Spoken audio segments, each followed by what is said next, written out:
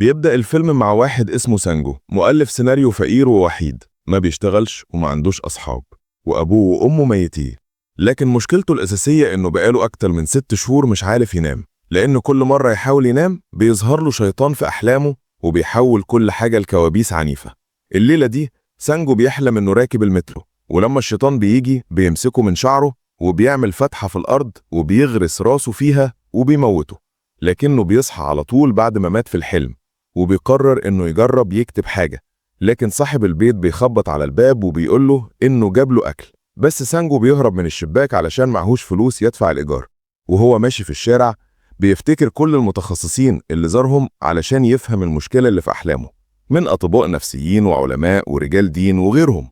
كلهم كان عندهم نظريات مختلفة عن الأحلام ومعانيها، بس مفيش حاجة واضحة أو مفيدة تساعده. فبيقف عند عربية أكل وبيطلب كريب من غير بيضة، لأن ده كل اللي يقدر يدفع ثمنه.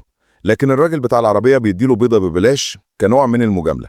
وهو مستني الكريب بيجهز بيبص على الكافيه اللي قصاد الشارع، واللي البنت اللي كان عايز يرتبط بيها بتشتغل فيه واسمها روير، وكان شافها من سنين لما كان في مطعم مع أصحابه، وهي كانت موجودة هناك بتعزف مع فرقتها، ومن ساعتها وهو دايما بيفكر فيها. ولما الكريب بيجهز سانجو بيقعد ياكل، لكنه بيتفاجئ بسان مديره في الشغل. فبيهرب سانجو بسرعة وبيقع منه الكريب على الأرض، بس هو كان مجهد جدا وما قدرش يبعد كتير. فبيلحقوا سان وبياخدوا على مطعم وبيجبروا سان يقعد يتفرج عليه وهو بياكل، وفي نفس الوقت بيوبخوا علشان ما التزمش بالعقد وما سلمش السيناريو في ميعاده. فبيشرح له سانجو ان الأرق مش مديله فرصة يركز ولا يكتب حاجة، بس سان ما بيسمعلوش وبيفضل يطلب منه ان السيناريو يكون جاهز خلال 10 ايام. بعد كده سانجو بيرجع شقته وبيلاقيها مقفولة وكل حاجته مرمية بره الشقة. فبيعرف ان صاحب البيت طرده، فبيروح على كافيه وبيحاول يكتب هناك، بس كان جعان جدا ومش قادر، فبينام على نفسه من التعب. لكن الشيطان بيظهر له تاني وبيحط سلسلة على رقبته وبيخبط دماغه في الترابيزة. فبيصحى سانجو الصبح بعد ما مات في الحلم، وبيلاقي اللابتوب بتاعه اتسرق. فبيحس ان شغله باظ وابتدى يخلط بين الكوابيس والواقع. فبيبعت رسالة لسان بيقول له فيها انه ناوي ينتحر ويحصل اهله. فبيختار سطح المبنى اللي قصاد الكافيه وبيبص على روير وهو طالع السطح ومستعد ينط. لكن الراجل بتاع الكريب بيقول له اوعى تنط وهجيب لك اكل على حسابي. وبيطلع الراجل على السطح وبيدي لسانجو الاكل وبيقعد يتكلم معاه عن التشابه بين الموت والاحلام. وفي الاخر بيوصل معاه لنتيجة بسيطة، وهي ان لما سانجو يجيله الكوابيس دي يقول لنفسه انا بحلم علشان يقدر يخرج منها بسرعة. فبيفضل سانجو قاعد على السطح يتفرج على روير لحد ما الدنيا تضلم.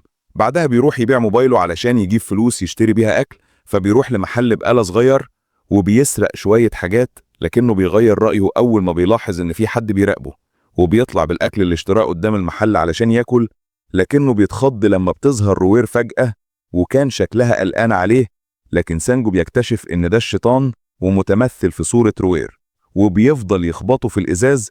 فبتشوفه موظفة المحل وبتفتكر إن عنده نوبة هلع، فبيمسكوا الشيطان وبيطعنه بالسيف وبيرميه من الشباك. فسانجو بيمسك السيف وبيفتكر نصيحة راجل الكريب وبيقول لنفسه أنا بحلم، وده بيخليه يصحى وهو لسه بيقع على الإزاز المكسور، لكن من غير أي طعنات من السيف. وبطريقة غريبة بيلاقي سيف الشيطان في إيده، فبيهرب بسرعة قبل ما عربية الإسعاف اللي موظفة المحل طلبتها توصل. وبيقضي الليل في الجنينة وبيعاين السيف وبيتأكد إنه مش بيحلم. والصبح بيروح السوق الشعبي علشان يبيعه، لكن لما شاف المشتري متحمس قوي بيفهم إن معاه حاجة غالية. ساعتها بيروح لمحلات الرهان، وهناك بيبيعوا فعلا ب20,000 يوان.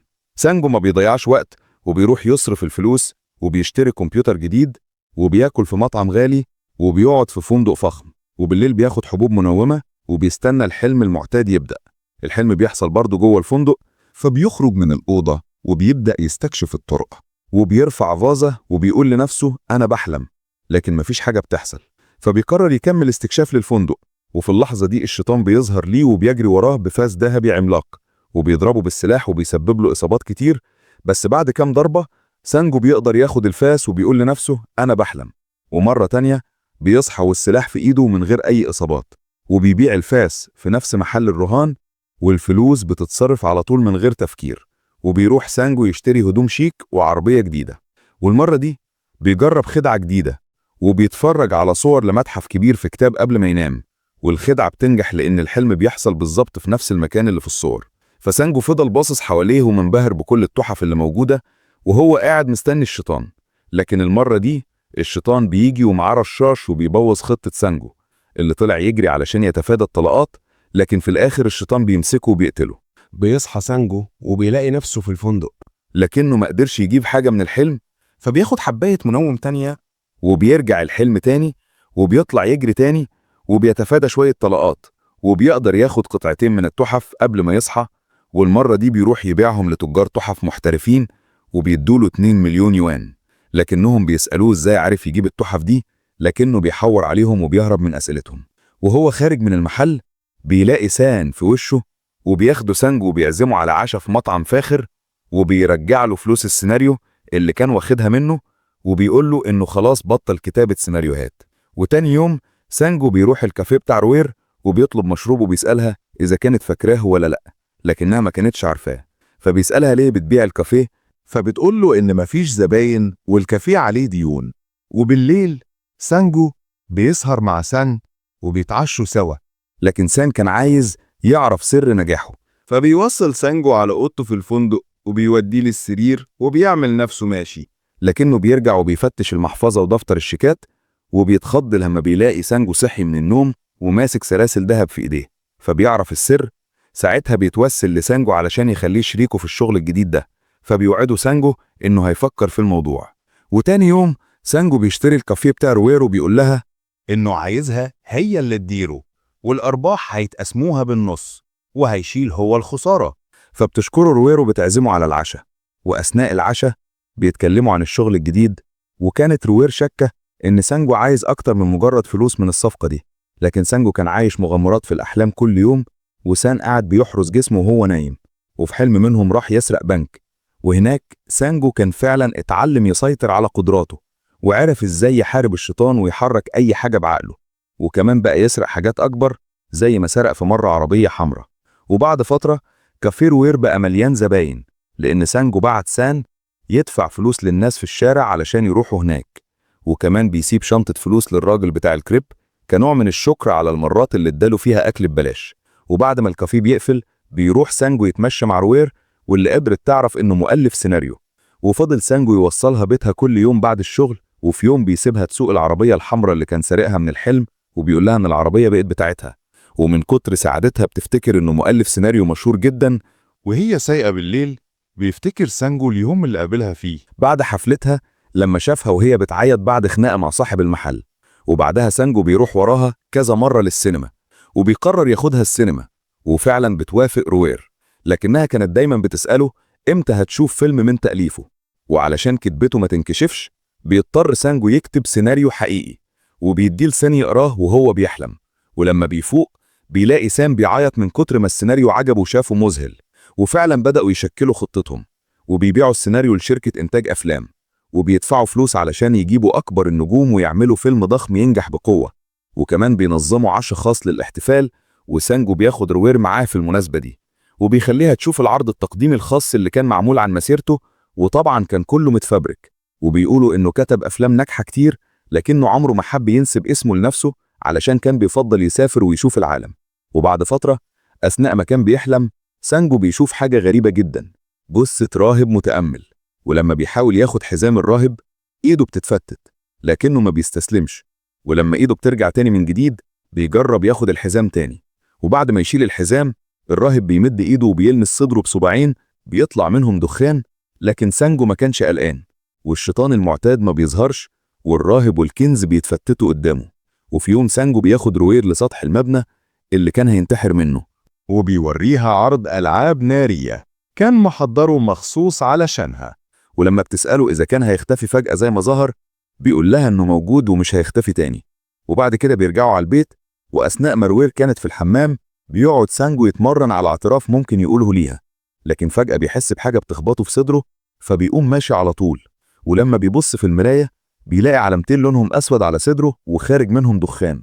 ولما بيوصل البيت بيتجاهل الحفلة اللي كان سان عملها وبيدخل على طول على السرير. فسان بيجهز نفسه علشان ياخد كنز الليلة، لكن سانجو بيقول له مفيش داعي يستنى المرة دي لأنه هينام لوحده الليلة. وفي الحلم بيلاقي نفسه في مبنى عالي وفاضي، وفي شخصية غامضة مستنياه في البلكونة، فبيقرب منه وبيكتشف إنها نسخة منه لكن أكبر في السن، لكنه بينصدم لما بيلاقي النسخة دي بتتفتت. ولما بيصحى بيلاقي ندبة جديدة على كتفه، ومع مرور الساعات بتظهر ندبات تانية في نفس الأماكن اللي الشيطان كان ضربه فيها في الأحلام اللي فاتت.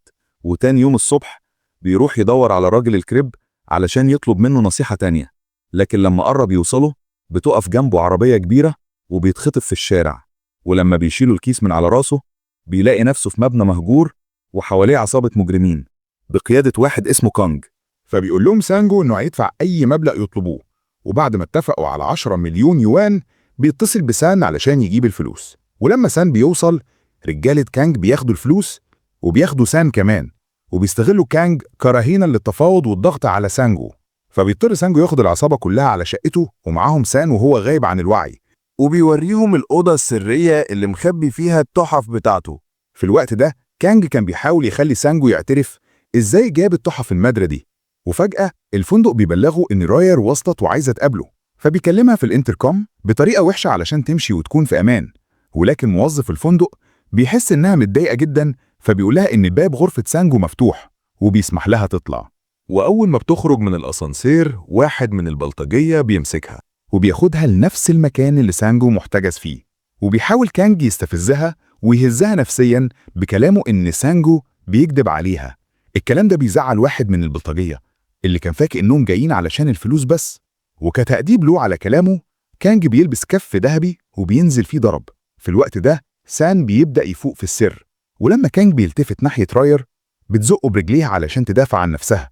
وساعتها سان بيستغل الفرصة وبيهجم على الراجل اللي ماسكه بفازة، وسانجو بيعض البلطجي اللي ماسكه وبيقدر يهرب، لكن البلطجي بيطعنه قبل ما يفلت. وبيجري التلاتة بسرعة، وكانج بيضرب نار على البلطجي اللي كان ضربه قبل كده، وسانجو بالعافية بيقدر يمشي من كتر إصاباته.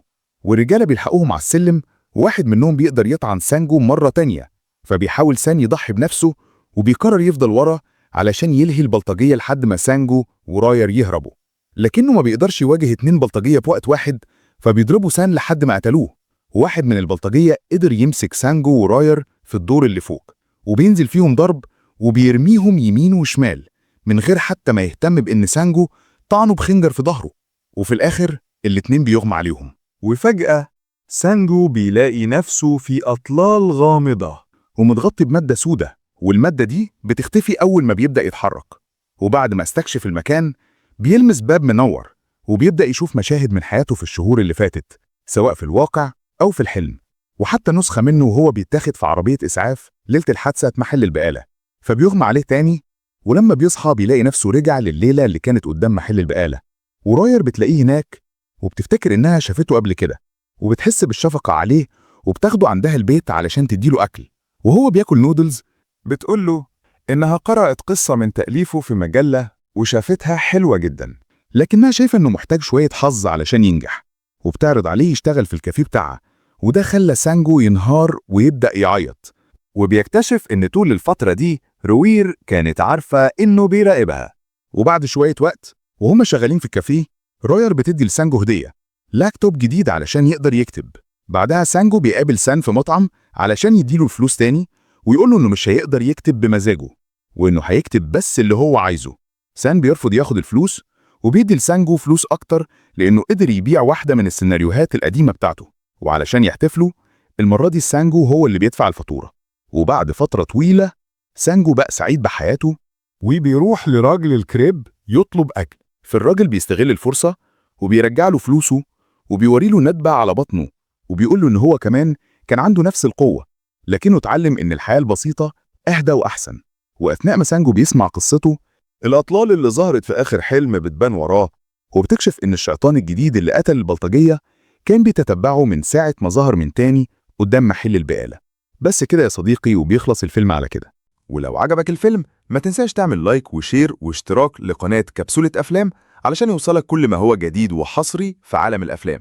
وما تنساش تقول لنا رأيك في الكومنتات. أشوفكم الملخص الجاي. سلام.